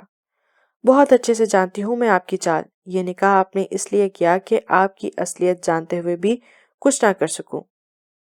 وہ دبی دبی آواز میں کرائی۔ اس کی بات سن کر بازل کی گرفت مزید سخت ہوئی، یہاں تک کہ اس کی کلائیاں بے حد سرخ ہو گئیں، جیسے پورا جسم کا خون نچوڑ آیا ہو۔ کون سا ظلم کیا ہے میں نے تم پر؟ چھوڑی مجھے۔ وہ درد کی وجہ سے آنکھیں میچ کر بے بسی سے بولی، تم بیوی نہ ہوتی میری تو اتنی بکواس نہ سنتا تمہاری۔ وہ حق جتاتا ہوا بولا، چھوڑے مجھے، یہ صحیح نہیں کر رہے آپ۔ وہ اس کی ضبط سے سرخ ہوتی آنکھوں میں دیکھ کر بولی، جبکہ اپنے ہاتھوں کو وہ مسلسل چھڑانے کی کوشش کر رہی تھی، کیا غلط ہے ہاں؟ بس ہوگی اب تمہاری، اتنی دیر سے کینچی کی طرح زبان چلا رہی تھی، سن رہا تھا تمہاری بکواس، اب دیکھنا میں کیا کرتا ہوں۔ بہت وقت دے دیا تمہیں، مگر اب اور نہیں۔ چھوڑیں پلیز۔ بازل کو ایک ہاتھ سے اپنی واسکٹ کے بٹن کھولتا دیکھ کر وہ تقریباً چیخی تھی، جبکہ دوسرے ہاتھ سے اس نے معصومہ کی کلائیاں اپنے شکنجے میں لی ہوئی تھی۔ کیا بول رہی تھی تم؟ میں ظالم ہوں، کبھی چھاؤں نہیں دے سکتا۔ اب دیکھنا میں چھاؤں کو دھوپ میں کیسے بدلتا ہوں، اور اس دھوپ میں تم کیسے جھلستی ہو۔ وہ اپنی واسکٹ اتار کر پھینک چکا تھا۔ اب اس نے معصومہ کا دوپٹہ اتارا اور اسے اپنی باہوں میں اٹھا لیا۔ وہ مسلسل مزاحمت کر رہی تھی، بے وقوف لڑکی، مرد سے انا کی جنگ نہیں لڑتے، ایسی کوشش بھی مت کرنا۔ آج جو اتنا بولی ہونا معصومہ، تم میں نہیں جانتا، مگر شاید تمہاری خوش قسمتی ہے جو میں نے بہت ضبط کیا۔ خدا کی قسم، اگر تمہاری جگہ کوئی اور ہوتا تو اب تک اس کی زبان منہ میں نہ ہوتی۔ معصومہ کو بیڈ پر لٹا کر اس کے دونوں ہاتھوں کو اوپر کر کے بیڈ سے لگا کر وہ مکمل اس پر جھک گیا تھا۔ اسے یقین ہو گیا تھا کہ بازل اب نہیں سنے گا، مگر پھر بھی وہ من بنائی اور بے آواز رو رہی تھی، میں مزید تمہاری بے تکی باتوں میں نہیں آؤں گا، اب تمہیں اپنے طریقے سے ہینڈل کروں گا۔ وہ اس کے بال پونی سے آزاد کرتا خمار آلود آواز میں بولا تھا، امید رکھو آج رات تمہاری زندگی کی سب سے یادگار رات ہوگی۔ سرگوشی کے انداز میں وہ کہتا اب معصومہ کے چہرے کے ہر نقش پر اپنے لب رکھ رہا تھا۔ اسی طرح بازل کی جسارتیں بڑھ رہی تھیں۔ اس کے انداز میں اس قدر شدت تھی کہ معصومہ نے مزاحمت کرنا چھوڑ دی۔ یوں بازل کے چہرے پر مسکراہٹ در آئی اور رات آہستہ آہستہ گزرتی جا رہی تھی۔ جانے کون سے احساس کے تحت اس کی آنکھ کھلی، کمرے میں مدھم سی روشنی تھی۔ وہ بائیں طرف کروٹ کے بل لیٹی ہوئی تھی۔ چند پل وہ سامنے دیوار کو دیکھتی رہی، جب اسے محسوس ہوا کہ وہ ابھی بھی مکمل بازل کی گرفت میں ہے، جبکہ بازل اپنی بازو اور ہتھیلی پر نرم لمس محسوس کرتا بیدار ہو چکا تھا۔ ایک پل کو بھوجل آنکھیں کھول کر دیکھا تو معصومہ کی اس کی جانب پشت تھی، مگر وہ سمجھ گیا تھا کہ وہ جاگ چکی ہے۔ پھر وہ معصومہ کی انگلی کا لمس اپنی ہتھیلی پر پوری توجہ سے محسوس کر رہا تھا۔ یقیناً وہ کچھ لکھ رہی تھی۔ اس کی اس حرکت پر بازل کے چہرے پر مسکراہٹ بکھری۔ وہ اب سمجھنے کی کوشش کر رہا تھا کہ وہ آخر کیا لکھ رہی تھی۔ میم عین سین واو میم ہے معصومہ۔ وہ بار بار یہی الفاظ لکھ رہی تھی، جبکہ اس کی انگلیوں کی حرکت سمجھتے ہوئے بازل کی مسکراہٹ گہری ہوئی۔ میرے ہاتھوں کی لکیروں پر بھی پہلے ہی تمہارا نام ہے جانا۔ وہ اس کے بالوں کی خوشبو اپنے سانسوں میں اتارتا بوجھل آواز میں بولا۔ حسین رات کے بعد ایک خوبصورت صبح مبارک ہو جانا۔ وہ اس کے کان سے اپنے لب مس کرتا آنکھیں موند کر بوجھل آواز میں بولا۔ اس کی بات سن کر معصومہ نے بند آنکھیں اور سختی سے میچ لیں، جبکہ اس کی سانسوں میں ارتعاش پیدا ہو رہا تھا۔ اس کے حواس مکمل بیدار ہو چکے تھے۔ کل رات کے منظر اس کی آنکھوں کے سامنے آنے لگے اور اب وہ دونوں ہاتھ اپنے چہرے پر رکھ کر بے آواز رونے لگی۔ اسے بالکل بازل کی سمجھ نہیں آ رہی تھی۔ اتنی محبت، اس قدر چاہت، اس کے ہر انداز میں سچائی تھی۔ اب معصومہ کو مکمل طور پر وہ میسج اور پکچر جھوٹے لگنے لگے تھے۔ اسے صرف بازل کی باتیں، اس کے جذبات اور وہ خود سچا لگ رہا تھا۔ باقی باتوں کو وہ اس کے پیار میں شاید بھول چکی تھی۔ یقیناً وہ بازل شیرازی پورے استحقاق سے معصومہ کو اپنے سحر میں جکڑ چکا تھا۔ جبکہ اس کی ہچکیاں اور سسکیاں سن کر بازل چونکا اور حیرت زدہ ہو کر معصومہ کے ہچکولے کھاتے وجود کو دیکھا۔ معصومہ کا چہرہ ہاتھ پر رکھ کر بے آواز رونا دیکھ کر اسے شدید غصہ آیا۔ اس نے کتنا سمجھایا تھا، کتنا یقین دلایا تھا ہر انداز سے۔ آخر اب کیا مسئلہ ہو گیا؟ اتنی بری طرح کیوں رو رہی ہو معصومہ؟ اس کے دونوں ہاتھوں کو اس کے چہرے سے ہٹا کر وہ اس کے آنسوؤں سے تر پلکوں کو اپنی انگلیوں سے نرمی سے صاف کرتا دھیمی آواز میں پوچھنے لگا۔ آپ وعدہ کریں پہلے، میری بات مانیں گے؟ حد ہے یار، اب کون سی بات ہے آخر؟ ساری رات تو وعدے لیتی رہی ہو، اب کیا رہ گیا ہے؟ اچھا سنو، ان شارٹ میں کسی گناہ میں نہیں پڑوں گا۔ اب پلیز کوئی اور بات کرو ان وعدوں کے علاوہ۔ وہ جھنجھلائے ہوئے انداز میں بولا۔ اتنا سمجھانے کے باوجود معصومہ بی بی کی سوئی ابھی کے ابھی وہیں اٹکی ہوئی تھی۔ بس آخری بار ایک وعدہ کریں پلیز۔ معصومہ اس کی داڑھی پر ہاتھ پھیرتی ہوئی اس کی آنکھوں میں دیکھتی ہوئی پوچھنے لگی، جبکہ اس کی بات سن کر بازل نے اس سخت تنبیہ نگاہوں سے دیکھا تھا۔ اس طرح دیکھنے سے معصومہ نے فوراً اپنی نگاہیں جھکا لی تھیں اور اس کی داڑھی پر ہاتھ پھیرتی رہی، جبکہ معصومہ کی یہ کارروائی بازل کو جاندار کہکا لگانے پر مجبور کر گئی۔ بازل کے کہکے پر معصومہ نے خفت سے اس کے سینے میں سر چھپا لیا تھا۔ چلو جاؤ، فریش ہو کر آؤ۔ بازل اس کا چہرہ بلند کر کے دیکھتے ہوئے مستحکم انداز میں گویا ہوا۔ الماری سے اپنے کپڑے نکال کر واش روم میں وہ گھس گئی۔ جب تک وہ واپس آئی، بازل بیڈ پر کروٹ لیے لیٹا تھا، اس کا انتظار کر رہا تھا۔ اسے آتا دیکھ کر وہ بھی واش روم میں گھس گیا۔ معصومہ فجر کی نماز ادا کر کے دعا مانگ رہی تھی جب بازل نے اس کے برابر مصلی بچھایا اور نماز ادا کرنے لگا۔ بازل کو اپنے ساتھ نماز ادا کرتے دیکھ کر کئی آنسو معصومہ کی آنکھوں سے بہہ کر دوپٹے میں جذب ہونے لگے۔ وہ اپنے بالوں میں برش کر رہی تھی جب دروازے پر دستک ہوئی۔ بازل اس وقت ڈریسنگ روم میں کپڑے چینج کر رہا تھا۔ معصومہ نے برش ہاتھ میں پکڑے ہی آگے بڑھ کر دروازہ کھولا۔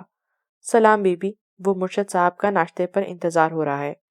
معصومہ کا گلاب کی طرح کھلا نکھرا چہرہ دیکھ کر نوری نے اسے سر سے پاؤں تک معنی خیزی سے دیکھا اور اپنا دوپٹہ دانتوں میں دبا لیا۔ چلو تم، وہ آ رہے ہیں۔ معصومہ اس کی معنی خیز مسکراہٹ پر جھم کر بولی تھی۔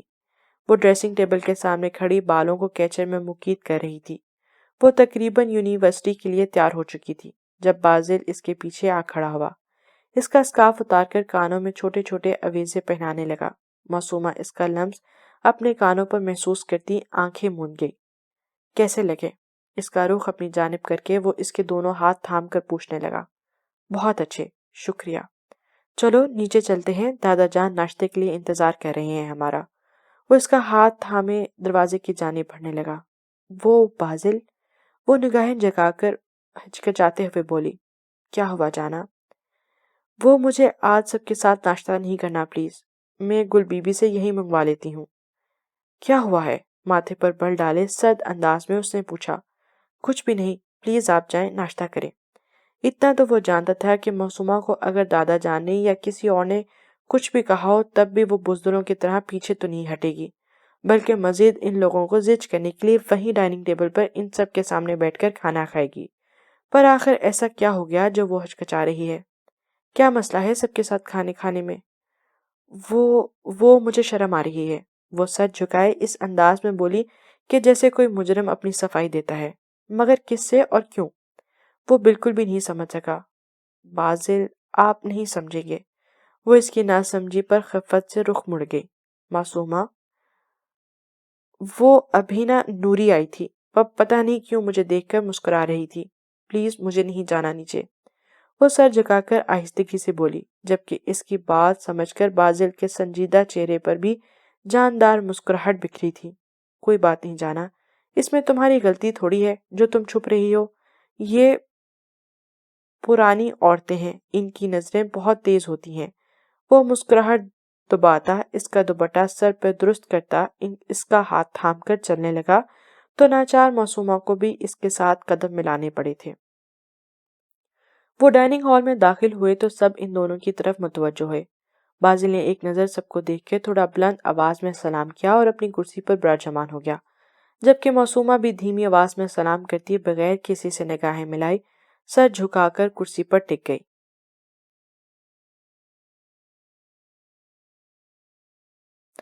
جہاں بازل کے سپاٹ چہرے پر مسکراہٹ آئی، وہاں قائم کے چہرے پر بھی مسکراہٹ بکھری۔ ان دونوں کو ایک ساتھ خوش دیکھ کر قائم کے دل کو سکون پہنچا تھا۔ دادی جان، آپ بھی بیٹھ کر ناشتہ کریں۔ دادا جان کو اگر کچھ چاہیے ہوگا تو دے دیجیے گا، اور آپ دونوں بھی پلیز، جسے جو چاہیے ہوگا وہ خود لے لے گا۔ بازل کی بھاری آواز ڈائننگ ہال میں گونجی۔ آخر میں اس نے شیریں صاحبہ اور چچی کو دیکھتے ہوئے کہا تو سب اس کی جانب متوجہ ہوئے، ماں سوائے دادا جان کے، کیونکہ وہ بظاہر مصروف تھے ناشتے میں۔ دادی جان نے انہیں متوجہ نہ پا کر پھر سے بازل کو پریشان نگاہوں سے دیکھا تو اس نے معصومہ کے ساتھ والی کرسی کی جانب اشارہ کیا۔ دادا جان کا کوئی رد عمل نہ پا کر ناچار انہیں بیٹھنا پڑا۔ دادی جان کے بعد شیریں صاحبہ اور چچی بھی ان کے ساتھ کرسیوں پر براجمان ہو گئی، مگر وہاں موجود ماجد صاحب اور عابد صاحب کو یہ کاروائی کچھ خاص پسند نہ آئی۔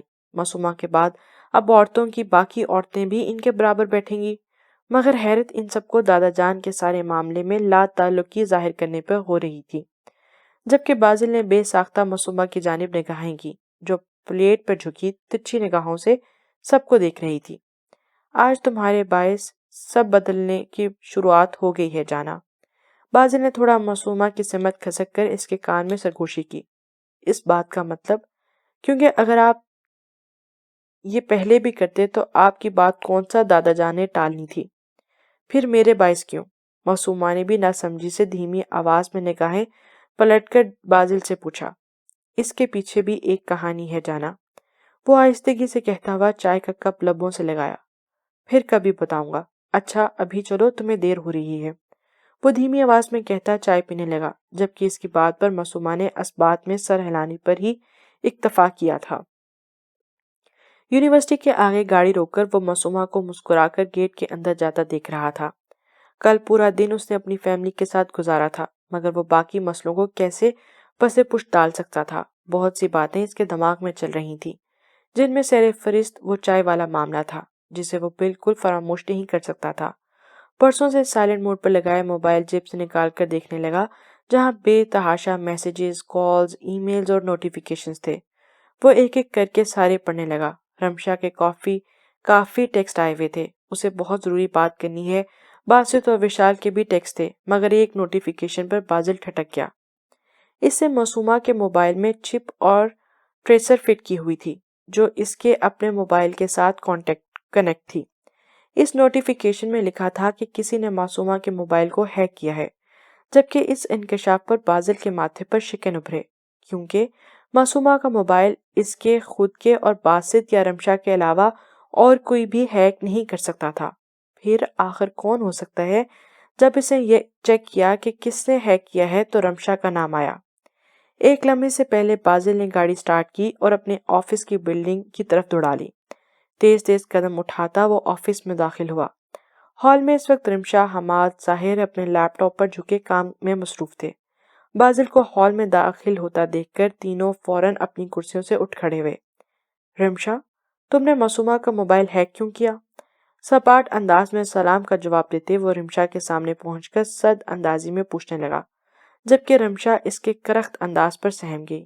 وہ باس، میں آپ کو میسج بھی اسی لیے کر رہی تھی، اسی بارے میں بتانا تھا آپ کو۔ وہ اپنی گھبراہٹ پر قابو پاتے بولی، کیا بتانا تھا؟ اس کی بات مکمل ہونے پر وہ فوراً پوچھنے لگا، وہ باس، میم کے موبائل پر کسی ان ناؤن پرسن کے میسیجز آئے تھے پرسوں۔ آئی تھنک آپ نے ای میل چیک نہیں کی تھی کل تک، تو اسی لیے باسط نے آپ کو مصروف سمجھ کر وہ ای میل چیک کی۔ آپ نے کہا تھا نا کہ اگر ایسی کوئی سچویشن ہو تو میں یا باسط میم کے موبائل کو ہیک کر سکتے ہیں، اس لیے ہم نے پہلے آپ کو کال بھی کی، میسیجز بھی کیے، پر آپ کا رسپانس نہیں آیا، تو باسط نے مجھے کہا کہ میں چیک کروں ہیک کر کے۔ بٹ سر، وہ بازل کے تنے ہوئے چہرے کو دیکھ کر رمشا اپنے ماتھے پر آیا پسینہ صاف کر کے جلدی جلدی ساری تفصیل بتا رہی تھی۔ ہاں تو پھر کیا ہوا؟ کیا ہیک؟ پتہ چلا کس کے میسیجز تھے؟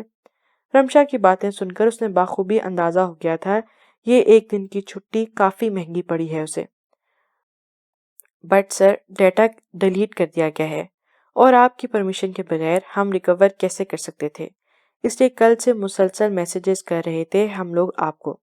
رمشا نے جلدی سے اپنی بات مکمل کی اور بازل کے سپاٹ چہرے کو دیکھنے لگی۔ آئی ہوپ سر کہ سب ٹھیک ہو۔ بازل کو پرسوچ انداز میں اپنی داڑھی پر ہاتھ پھیرتا دیکھ کر وہ دھیمی آواز میں پوچھنے لگی، باسط کہاں ہے؟ اس نے رمشا کو دیکھتے ہوئے پوچھا۔ ابھی اس نے باسط کا ہی پوچھا تھا کہ باسط وشال کے ساتھ ہال میں داخل ہوا اور باسط کو دیکھ کر دونوں نے سلام کیا۔ باسط، 5 منٹ کے اندر معصومہ کے موبائل کا ڈیٹا ریکور کرو، ہری اپ۔ ان دونوں کے سلام کا جواب دیتے وہ فوراً باسط سے مخاطب ہوا۔ اوکے باس۔ اس کا حکم سنتے ہی باسط اپنے ہاتھ میں تھامے بیگ سے لیپ ٹاپ نکالا اور اپنی میز کرسی کی جانب بڑھا، جبکہ باسط سمیت سب کا دھیان باسط کے لیپ ٹاپ کی جانب تھا۔ ہو گیا۔ ٹھیک 5 منٹ بعد باسط نے پاس کھڑے بازل کو مطلع کیا۔ Open it. بازل نے اسکرین پر نگاہیں مرکوز کرتے ہوئے اگلا حکم دیا، مگر جیسے ہی باسط نے کلک کیا، سامنے ایک تحریر اور تصویر دیکھ کر سب کی آنکھیں حیرت سے پھیل گئیں، اور پھر باسط سمیت سب نے ہی اپنی سر اور نگاہیں جھکا لیں، جبکہ بازل ہنوز سکرین کو تکے جا رہا تھا۔ اس کے ماتھے پر بل تھے۔ اس نے ضبط کرتے ہوئے جبڑے سختی سے بھینج لیے۔ کیا بکواس ہے یہ؟ وہ دھاڑا تھا۔ اس کی آواز پورے ہال میں گونجی تھی۔ کس نے بھیجا ہے یہ؟ وہ باسط کو اپنی سرخ آنکھوں سے دیکھتا ہوا گھرایا۔ اس نمبر سے۔ اس کے خطرناک تیور دیکھ کر باسط نے فوراً کلک کر کے نمبر سامنے کیا۔ ساحر، 10 منٹ کے اندر پتا کرو کہ یہ کس کا نمبر ہے۔ اب وہ کچھ فاصلے پر کھڑے ساحر سے مخاطب ہوا۔ وہ اوکے کرتا فوراً اپنے کام پر لگ گیا تھا۔ باس، یہ کسی عروج نیازی نام کی لڑکی کا نمبر ہے۔ 10 منٹ کے اندر ہی ساحر نے اسے مطلع کیا۔ ایڈریس نکالو اس کا، تصویر بھی دکھاؤ مجھے اس کی۔ بازل کا اگلا حکم سنتے ہی ساحر نے لیپ ٹاپ کی سکرین اس کے سامنے کی، اور سکرین پر موجود لڑکی وہی لڑکی تھی جو تصویر میں اور اس ہوٹل میں بازل سے ٹکرائی تھی۔ آہستہ آہستہ بازل کو ساری باتیں سمجھ آ رہی تھیں۔ چائے پینے کے بعد سر چکرانا، نیند آنا، اس لڑکی کا ٹکرانا، اس کے قریب آنا، معصومہ کا اچانک اس حد تک بدگمان ہونا، یہاں تک کہ بات رشتہ ختم کرنے تک پہنچ گئی تھی۔ معصومہ کی بے اعتباری یہ کچھ بھی اتفاق نہیں تھا، بلکہ سب کی سب سازش تھی۔ حماد، 1 گھنٹہ، اونلی 1 آور، مجھے یہ لڑکی یہاں چاہیے، وہ کرخت انداز میں کہتا اپنی کرسی پر برجمان ہو گیا، جبکہ رمشا نے آنکھوں سے باسط کو اشارہ کیا کہ شیخ والی خبر کیسے بتائیں باس کو، جبکہ باسط نے لاپرواہی سے کندھے اچکا دیے۔ اس کی لاپرواہی پر رمشا دانت پیس کر رہ گئی تھی۔ چند لمحوں بعد بازل کرسی سے اٹھا اور قدم پر قدم چلتا وہیں باہر ہال میں موجود ایک کمرے میں گھس گیا۔ سب نے اس کے جانے کے بعد سکون کا سانس لیا۔ ہر بار تم سب لوگ مجھے ہی کیوں پھنساتے ہو؟ ہر بار مشکل کام مجھے ہی کرنا پڑتا ہے۔ رمشا سب کو ایک نظر دیکھتی غر آئی تھی، جبکہ اس کے جھنجھلاتے ہوئے انداز پر باقی سب کے چہروں پر مسکراہٹ بکھری۔ رمشا، اتنا ڈرتی کیوں ہو؟ دیکھو، اب شیخ والی بات تم انہیں نہیں بتاؤ گی، تب بھی انہیں کسی اور طرح پتہ چل جائے گی اور وہ تم پر غصہ کریں گے۔ ہمیں تو انہوں نے زیادہ کچھ نہیں کہنا، بس 2-3 مکے مار دیں گے۔ اپنی بھاری ہاتھوں سے، اور تو کچھ نہیں۔ باسط اس کی روتی صورت دیکھ کر شرارت سے بولا، جبکہ آخری بات پر اس نے ساحر کو دیکھا تھا جو مسکرا کر آنکھ مار رہی تھی اس نے۔ یہ بات تو ٹھیک کہہ رہے ہو تم باسط، مگر یار مجھے سمجھ نہیں آتا کہ زیادہ بری ڈانٹ ان لڑکیوں کو کیوں پڑتی ہے، یا ہم لوگوں کو 2-3 مکے۔ ساحر کچھ یاد کرتے ہوئے سر کھجا کر بولا، ابے یار باس کی نہ تو مار اچھی نہ ڈانٹ۔ عابد نے بھی گفتگو میں حصہ لیا، یار میرے خیال سے ان کی ڈانٹ زیادہ سخت ہوتی ہے، دیکھتے نہیں ان دونوں کی شکلیں کیسے رونے والی بن جاتی ہیں۔ چلو ہمیں تو صرف ڈانٹ پڑتی ہے، لیکن اپنی شکل دیکھی ہے کبھی تم لوگوں نے؟ جب باس سے پڑتی ہے تو تم لوگوں کا منہ دیکھنے والا ہوتا ہے۔ چند لمحوں بعد حماد ہال میں داخل ہوا تو بازل کے چکر کاٹتے قدم رک گئے۔ وہ سپاٹ چہرے کے ساتھ حماد کو اپنی طرف آتا دیکھنے لگا۔ باس وہ لڑکی سیل میں موجود ہے، مگر اس نے اپنا منہ نہیں کھولا، لگتا ہے سیدھی طرح نہیں بتائے گی۔ جاؤ رمشا اپنے طریقے سے پوچھو اس لڑکی سے سب۔ حماد کی بات سن کر وہ رمشا کو بغیر دیکھے مخاطب ہوا، اوکے باس۔ رمشا اپنی کرسی سے اٹھتی تابداری سے سر ہلاتی حماد کے ساتھ ہال کے ساتھ موجود کمرے میں بڑھی تھی۔ برہنہ لباس میں ملبوس وہ ایک شال میں خود کو چھپائے سوجے منہ پر ہاتھ رکھے وہ رو رہی تھی۔ یقیناً یہ شال رمشا نے اسے اوڑھی تھی۔ پلیز مجھے جانے دو، میں نے کیا بگاڑا ہے تم لوگوں کا؟ مجھے کچھ نہیں معلوم، کیوں لائے ہو مجھے یہاں؟ وہ بازل کو پہچان چکی تھی، لیکن اگر وہ انہیں سب بتا دیتی تو وہ لوگ اسے مار دیتے جن کے لیے اس نے کام کیا تھا۔ اس لیے بازل کے آگے ہاتھ جوڑتی روتے ہوئے فریاد کرنے لگی، اگر اب بھی تمہاری زبان سے وہ نہ نکلا جو میں پوچھوں گا تو تم سچ تو کیا جھوٹ بولنے کے قابل بھی نہیں رہوگی۔ بازل کی چنگھاڑتی آواز وہ جی جان سے کام گئی تھی۔ معاف کر دیں پلیز مجھے، میں نے صرف پیسوں کے لیے یہ سب کیا، میں کچھ اور نہیں جانتی۔ وہ روتے ہوئے بول رہی تھی۔ کیا کرنے کو بولا گیا تھا تم سے؟ وہ ایک بار پھر تھاڑا تھا۔ اس لڑکی نے اپنی آنکھیں بند کر کے پھر سے رونا شروع کر دیا۔ مجھے اس ہوٹل میں لے جا کر کہا گیا کہ آپ نشے میں ہوں گے اور اپنے حواس میں نہیں ہوں گے تو آپ کو سہارا دینے کے بہانے ایک کمرے میں لے جاؤں اور وہاں آپ کے ساتھ ایک رات گزاروں۔ وہ ڈرتے ڈرتے جلدی سے سب بتانے لگی۔ تصویر کس نے بنائی تھی؟ وہ مٹھیاں بھیج کر پھر سے دھاڑا۔ وہ مجھے نہیں پتا، ایک نمبر اور تصویر میرے موبائل پر سینڈ کی گئی اور کہا گیا کہ اس نمبر پر وہ بھیج دو۔ مجھے جیسا کہا گیا میں نے کیا۔ ان لوگوں نے تو مجھے پورے پیسے بھی نہیں دیے کیونکہ پورا کام نہیں ہوا تھا۔ آپ پورے ہوش میں تھے اور وہاں سے چلے گئے۔ وہ ڈرتے ڈرتے کہتی بازل کو دیکھنے لگی، پلیز مجھے اور کچھ نہیں پتا، مجھے چھوڑ دو۔ وہ پھر ہاتھ جوڑ کر رونے لگی۔ کس نے کہا تھا تمہیں یہ سب کرنے کو؟ میں نے اسے نہیں دیکھا، بس موبائل پر بات کرتا تھا وہ اس کی بے تحاشا سرخ آنکھوں میں دیکھتی ہوئی روتے ہوئے بولی، باس یہ موبائل اس کا۔ حماد نے آگے بڑھ کر بازل کو ایک موبائل پکڑایا، جسے تھامتے ہی بازل نے وہ موبائل اس لڑکی کی جانب کیا۔ نکال کر دو مجھے اس شخص کا نمبر۔ سپاٹ انداز میں کہتا وہ بولا، یہ اسے ایک نمبر نکال کر بازل کے سامنے کیا تو بازل نے فوراً موبائل اس سے لے کر اس نمبر پر کال کی، مگر اس کی توقع کے عین مطابق وہ نمبر بند تھا۔ پیسے کیسے لیے تھے تم نے اس سے؟ اس کے اگلے سوال پر وہ بھکلا گئی۔ میرے اکاؤنٹ میں اس نے اکاؤنٹ نمبر بتاؤ اپنا۔ لیکن آپ لوگوں کو میرا اکاؤنٹ نمبر کیوں چاہیے؟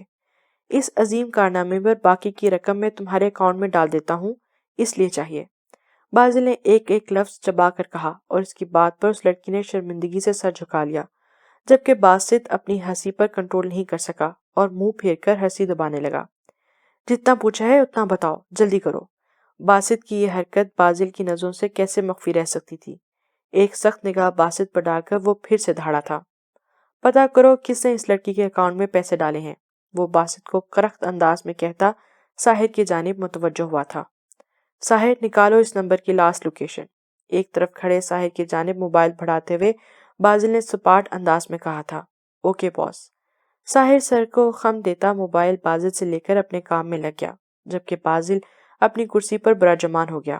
پرسوچ انداز میں وہ اپنی داڑھی پر ہاتھ پھیر رہا تھا، جبکہ ہال میں آہستہ آہستہ آواز میں اس لڑکی کی رونے کی آوازیں گونج رہی تھیں۔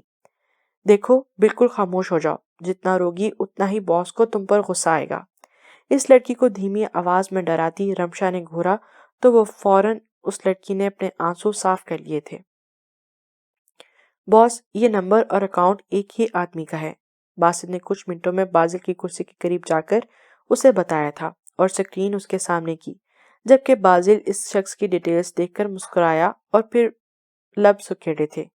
اس آدمی کو شیرازی ہاؤس سے اٹھاؤ اور ایسی خاطرداری کرو اس کی کہ اپنے صاحب کے کسی گھٹیا کام کے لائق نہ رہے۔ کچھ دن بعد دوبارہ پھینکانا اسے شیرازی ہاؤس، اور یہ کام حماد تم کرو گے۔ اس کے بے حد سرد بھری آواز ہال میں گونجی تھی۔ حماد اس کی بات پر سر جھکا کر یس کرتا ہال سے نکل گیا، جبکہ اب بازل جانے کے لیے اٹھ کھڑا ہوا تھا۔ باس، اس لڑکی کا کیا کرنا ہے؟ بازل کے قدم ایک بیرونی دروازے کی جانب بڑھے جب رمشا نے اسے روک کر پوچھا تھا۔ کردار مرد کا بھی ہوتا ہے لڑکی، مگر جسے عورت ہو کر اپنے کردار کی فکر نہ ہو، وہ کسی دوسرے مرد سے گھٹیا حرکت کرتے ہوئے کیسے خوف کھا سکتی ہے؟ بازل کی بھاری آواز میں حد درجے سرد مہری تھی۔ مجھے معاف کر دو، آئندہ کبھی ایسی حرکت نہیں کروں گی۔ رمشا، چھوڑ دو اس لڑکی کو۔ بازل نے اس لڑکی کو نظر انداز کرتا رمشا کو کہہ کر وہاں سے چلا گیا، جبکہ رمشا اس لڑکی کو ایک نظر دیکھتی اپنے ساتھ آنے کا کہتی آگے چلنے لگی۔ سر، بازل سر آئے ہیں۔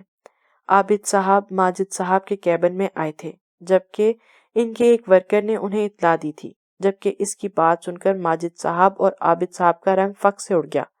عابد صاحب کو تو باقاعدہ پسینے آنے لگے، جبکہ ماجد صاحب نے اپنی پریشانی پر قابو پاتے ہوئے آہستہ سے کہا، آنے دو۔ اب یہ الفاظ ماجد صاحب کے منہ سے نکلے تھے کہ جب بازل کیبن کا دروازہ پاؤں کی ٹھوکر سے کھولتا اندر داخل ہوا۔ بازل، تم یہاں؟ ماجد صاحب بازل کو دیکھ کر بولے، جو کہ اب آرام سے وہاں پر صوفے پر ٹانگ رکھ کر بیٹھ گیا۔ کیوں میں یہاں نہیں آ سکتا شیرازی صاحب؟ وہ بولا تو اس کی آواز میں بے حد سرد پن تھا۔ ہاں کیوں نہیں، بالکل آ سکتے ہو۔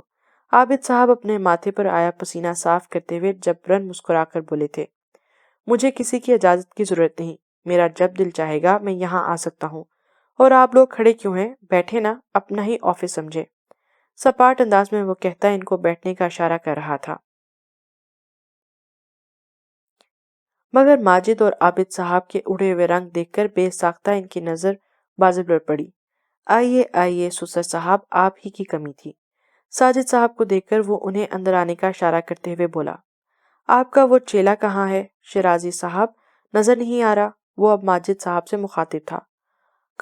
کیوں؟ تم کیوں پوچھ رہے ہو؟ ماجد صاحب کو اب یقین ہو گیا تھا کہ بازل کوئی مصیبت کھڑی کر کے جائے گا۔ یہ میرے سوال کا جواب نہیں، یہیں کہیں ہوگا۔ اوہ، تو آپ بے خبر ہیں۔ ویسے افسوس کی بات ہے، اتنے سالوں سے آپ کا وہ وفادار ہے اور آپ کو خبر بھی نہیں وہ بیچارہ کس مشکل میں ہے۔ بازل بظاہر افسردہ چہرہ بناتا کہنے لگا، کیا کہہ رہے ہو تم؟ سیدھی بات کرو۔ یہ بات چھوڑیں، کچھ دن میں آ جائے گا بیچارہ، ہم بات کام کی کرتے ہیں۔ بازل، کیا کہہ رہے ہو تم؟ اس بار عابد صاحب ہمت کر کے بولے تھے، کسی کی بیٹی کا گھر خراب کر کے آپ اپنی بیٹی کا گھر بسا لیں گے تو کیا گارنٹی ہے کہ آپ کی بیٹی کا گھر بس جائے گا؟ لیکن ایک منٹ عابد صاحب، آپ تو اپنی بیٹیوں سے ذرا برابر بھی محبت نہیں کرتے، بوجھ اتارنا چاہتے ہیں نا؟ بازل سپاٹ انداز میں عابد صاحب کو دیکھتا ہوا کہنے لگا، کیا کہنا چاہتے ہو؟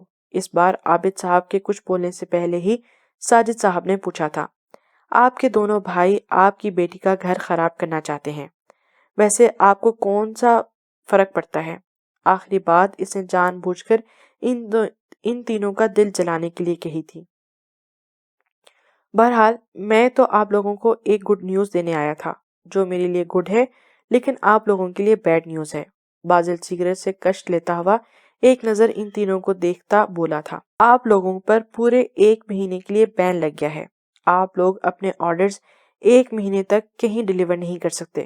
اس سے مسکراتے ہوئے وہاں موجود تینوں نفوس کے سر پر بم پھوڑا تھا۔ یہ کیا بکواس ہے بازل؟ بازل، ہمیں کروڑوں کا نقصان ہوگا، تم ایسا کیسے کر سکتے ہو؟ میرے سے پنگا لینے سے پہلے سوچنا چاہیے تھا آپ لوگوں کو۔ باپ ہوں میں تمہارا بازل۔ ماجد صاحب اس کے سامنے آئے اور پھر گھر آئے۔ جانتا ہوں، اور کچھ؟ ان کی آنکھوں میں دیکھتا وہ کہنے لگا، بازل ہمیں بہت نقصان ہوگا۔ مرد بنے شیرازی صاحب، مرد عورتوں کی طرح سازشیں کیوں کرتے ہیں؟ مردوں کو یہ 3rd کلاس سازشیں زیب نہیں دیتی۔ آئندہ سامنے سے لڑیے گا، پیچھے سے وار کریں گے تو اس سے بھی زیادہ نقصان اٹھائیں گے۔ بے حد سرد مہری سے کہتا وہ دروازے کی جانب بڑھا اور پھر کچھ یاد آنے پر رکا۔ اور ہاں ایک اور بات، آئندہ کوئی بھی نشے کی حالت میں شیرازی ہاؤس میں داخل نہیں ہوگا، اور اسے صرف دھمکی مت سمجھیے گا آپ لوگ، کیونکہ آپ تینوں مجھے اچھے سے جانتے ہیں۔ اس کے انداز، اس کا لہجہ بھی سخت تھا۔ وہ ایک نظر ان سب کو دیکھتا، اپنی جینز کی جیبوں میں ہاتھ ڈال کر پاؤں کی ٹھوکر سے دروازہ کھولتا باہر نکلا۔ چلو باقی سب کو تو سیٹ کر دیا، اب رہ گئی بیگم صاحبہ۔ ان کی بھی سخت سزا بنتی ہے، بجائے سیدھی طرح سارا مسئلہ بتانے کے محترمہ نے انہیں اتنا زج کیا مجھے۔ اب تمہیں سیٹ کرتا ہوں معصومہ ڈارلنگ، گاڑی میں بیٹھ کر وہ خود سے کہتا مسکرا اٹھا تھا۔ بازل کے جانے کے بعد وہ تینوں نفوس کرسیوں پر بیٹھ گئے۔ میں نے تمہیں کہا تھا نا عابد، بازل کو ذرا سی بھی بھنک لگی یہ سب ہم لوگوں نے کیا ہے تو وہ بہت برا کرے گا ہمارے ساتھ۔ ماجد صاحب عابد صاحب کو دیکھتے ہوئے گھر آئے، جبکہ ساجد صاحب بھی کروڑوں کے نقصان کے آگے بیٹی کے ساتھ کی گئی سازش کو پس سے پش ڈال چکے تھے۔ پریشانی ان تینوں کے لالچی چہروں پہ واضح تھی۔ پتہ نہیں بھائی اسے کیسے پتہ لگا، ہم نے تو بہت احتیاط سے کام کروایا تھا۔ ضرور معصومہ نے بتایا ہوگا، اور دیکھا نہیں صبح آپ نے وہ ایسے ظاہر کر رہی تھی جیسے اس نے بازل کے ساتھ کسی لڑکی کی کوئی تصویر دیکھی ہی نہ ہو۔ عابد صاحب کی آنکھوں کے سامنے صبح ناشتے کا منظر دیکھ سامنے آ رہا تھا، جہاں معصومہ اور بازل مسکراتے ہوئے ایک دوسرے سے سرگوشیوں میں باتیں کر رہے تھے۔ ضرورت سے زیادہ تیز لڑکی ہے وہ، دیکھا نہیں کیسے قابو کر لیا ہے بازل جیسے بندے کو۔ ماجد صاحب تو تلملا کے اتنے بڑے نقصان پر۔ بھائی یہ بات چھوڑیں، آپ کس طرح یہ بین ختم کروائیں، ہم اتنا نقصان برداشت نہیں کر سکتے۔ ارے اب کچھ نہیں ہو سکتا، پتہ نہیں بازل کا تم لوگوں کو، اگر وہ کہہ گیا ہے تو وہ کر کے آیا تھا، سب پہلے ہی۔ ماجد صاحب نا امیدی سے بولے تھے۔ اولاد کا سکھ ہی نہیں بھائی، ہمارے تو دونوں بیٹے ہی ہمارے ہاتھوں سے نکل چکے ہیں۔ وہ قائم ہے تو وہ سیدھے منہ بات نہیں کرتا، اور بازل وہ تو آپ کو باپ تک نہیں کہتا۔ ساجد صاحب ٹھنڈی آب بھرتے ہوئے بولے، ارے وہ منحوس عورتیں خود تو مر گئیں، مگر اپنے بیٹوں کے دلوں میں اپنی محبت اور تڑپ ڈال گئیں۔ باپ کو باپ ہی نہیں سمجھتے دونوں۔ ماجد صاحب کے لہجے میں حقارت واضح تھی۔ کم از کم آپ دونوں کے بیٹے تو ہیں نا، مجھے دیکھیں دو بیٹیوں کی صورت میں بوجھ ہے سر پر، جانے کب یہ بوجھ اترے گا میرے سر سے۔ عابد صاحب دونوں بھائیوں کو دیکھتے اپنا دکھ بیان کر رہے تھے۔ اس لیے اس تیز لڑکی سے شادی کے خلاف تھا میں، اتنی بڑی بات تھی وہ تصویر اور میسج والی، ہمیں لگا وہ لڑے اور جھگڑیں گے۔ ظاہر ہے بازل اپنے سامنے کسی کی کہاں سنتا ہے، اور وہ بہت بڑی لڑائی ہوگی، مگر دیکھو تو ذرا کچھ بھی نہیں ہوا، اور جیسا ہم نے سوچا تھا ایسا تو کچھ بھی نہ ہو سکا۔ ماجد صاحب نے غصے سے میز پر ہاتھ مارا تھا۔ مجھے تو ابا جان کی سمجھ نہیں آ رہی، پوتوں کی محبت میں اتنا آگے نکل چکے ہیں کہ اپنے اصول بھی بھول گئے۔ صحیح کہہ رہے ہو تم ابا جان، تو اب سٹھیا گئے ہیں۔ ماجد صاحب بھی سر جھٹک کر بولے تھے۔ آج وہ یونیورسٹی سے آئی تو اسے معلوم ہوا کہ ہانیہ کے رشتے والے آئے ہوئے ہیں، تو دادی جان کے بلاوے پر سرسری سا سلام کرتی، مگر ان کی باتیں سن کر اس کا مزاج ہی بگڑ گیا تھا۔ انتہا کے خود پسند اور دکھاوا کرنے والے لوگ تھے، اور اچھی بلی ہانیہ کو دیکھ کر کبھی کوئی عجیب کمنٹ کر دیتا اسے ایک نہ آنکھ نہ بھایا تھا۔ وہ فوراً ہانیہ کو لے کر کمرے سے نکل گئی تھی، جبکہ اس کی یہ حرکت کسی کو بھی پسند نہ آئی تھی، اور بعد میں دادی جان نے اسے بولا کہ اس کی حرکت پر سرزنش بھی کی تھی، مگر اسے کچھ فرق نہیں پڑا تھا۔ وہ سر جھٹک کر مزے سے پھپھو کے کمرے کی جانب چلی گئی تھی۔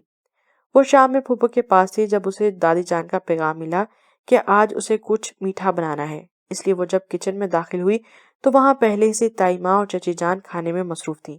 اس کا دل کیا کہ وہ آج بازل کے لیے کچھ بنائے۔ اسے تائی ماں نے بتایا تھا کہ بازل کو میٹھا بہت پسند ہے، اس لیے اس نے فوڈ ٹرائفل بنانے کا سوچا، مگر وہ اس کشمکش میں تھی کہ پتہ نہیں بازل آئے گا بھی گھر میں یا نہیں،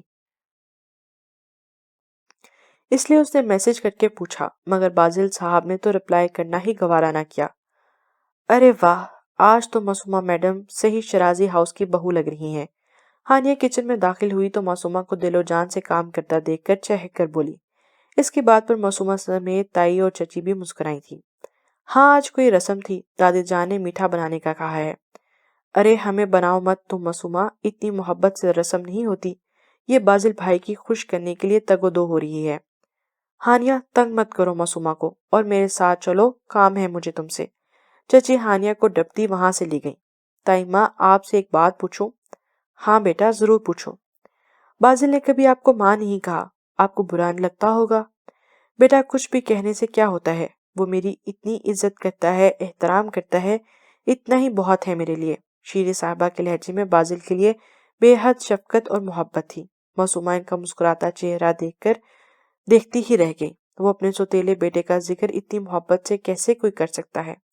ایک اور بات پوچھوں تائی ماں؟ دادا جان اور دادی جان نے ہمیشہ آپ کو بے اولادی کا طعنہ دیا، مگر کبھی تایا جان کے منہ سے ایسی کوئی بات نہیں سنی، ایسا کیوں ہے؟ دل میں آئی ایک بہت بڑی بات وہ ان سے پوچھ بیٹھی، جسے سن کر شیریں صاحبہ کے مسکراتے لب سکڑ گئے۔ بس خدا کی مرضی بیٹا، وہ جس کو چاہے نواز دے۔ تمہارے تایا جان بھی یہی سوچ رکھتے ہیں۔ وہ فوراً سنبھلی تھی اور نگاہیں چرا کر بولی تھی، تائی ماں اگر آپ بتانا نہیں چاہتی تو بے شک مت بتائیں، مگر تایا جان ایسی بات کہتے ہیں، میں یہ بات بالکل نہیں مانتی۔ کیا میں نہیں جانتی آپ نے کیسی اذیت بھری زندگی گزاری ہے، بلکہ گزار رہی ہیں؟ اتنے ہی خدا سے ڈرنے والے ہوتے تایا جی تو آپ آج اس حال میں نہ ہوتی۔ معصومہ کو شیریں صاحبہ کا بات پر اس انداز میں پردہ ڈالنا بالکل بھی پسند نہ آیا تھا۔ دو بار امید سے ہوئی تھی، مگر شیریں صاحبہ کی آنکھیں بالکل ویران تھی، ان کا انداز میں صرف خالی پن تھا۔ معصومہ کا دل تڑپ گیا۔ مگر تائی ماں، معصومہ کی آواز بھیگ گئی ان کی اذیت دیکھ کر۔ اپنے ہاتھوں سے مار دیا میں نے اپنی بیٹیوں کو اس ظالم دنیا میں سانس لینے سے پہلے۔ خود کو رونے سے روکتے ہوئے وہ ناکام ہوئی تھی اور پھوٹ پھوٹ کے رونے لگی۔ تایا جی نے کہا تھا۔ ان کو کندھوں سے تھام کر ان کے آنسو اپنے ہاتھوں سے صاف کر کے وہ پوچھنے لگی۔ وہ جواب جانتی تھی مگر پھر بھی پوچھ بیٹھی۔ یہ خود لے کر جاتے تھے مجھے الٹرا ساؤنڈ کروانے کے لیے۔ جب رپورٹ میں بیٹی بتاتے تو یہ وہیں ہسپتال میں ختم کر دیتے، بیٹی کے بوجھ کے ڈر سے۔ وہ بتاتے ہوئے دکھ سے ہنس پڑی، جبکہ معصومہ نے دکھ سے یہ بات سوچی کہ عورت کتنی ظالم ہوتی ہے، خود پہ ہوا ظلم بتاتے ہوئے بھی ہنس پڑتی ہے، مگر کوئی کیا جانے کہ اس ہنسی میں کتنی اذیت ہے۔ آپ تھوڑی ہمت تو کرتی تائی ماں، ان کے آنسو پوچھتے وہ ان کو گلاس میں پانی انڈیل کر بولی تھی۔ اگر میں اپنے لیے لڑتی تو تمہاری ماما جیسا حال کر دیتے، مگر مجھے پھر بھی اپنی پرواہ نہیں تھی، بس اپنے بوڑھے غریب ماں باپ کی عزت کا خیال تھا۔ وہ اب سنبھل چکی تھی، اپنے آنسو صاف کرتے ہوئے بولی تھی۔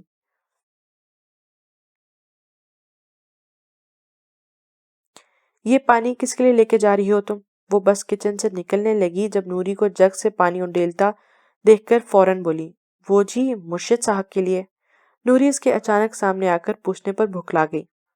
وہ آگے کہاں پر ہیں؟ جی وہ یہاں ڈائننگ ہال میں ہیں۔ نوری کو بھی معصومہ کے بدلے رنگ دیکھ کر حیرت ہوئی تھی۔ یہ مجھے دو، میں لے جاتی ہوں، تم لوگ کھانا لگاؤ میز پر۔ چھوٹی بی بی میں دے دیں مجھے، پچھلی دفعہ بھی مرشد صاحب بہت غصہ ہوئے تھے۔ میں نے کہا نا تم کھانا لگاؤ، اور تم بھی نوری مدد کرو۔ معصومہ نوری کی آنکھیں دکھاتی آخر میں وہاں آتی ایک ملازمہ کو بھی حکم دیتی کچن سے نکل گئی۔ پیچھے نوری نے پریشانی سے شیریں صاحبہ کو دیکھا تو وہ سر نفی میں ہلا کر مسکرا دی تھی۔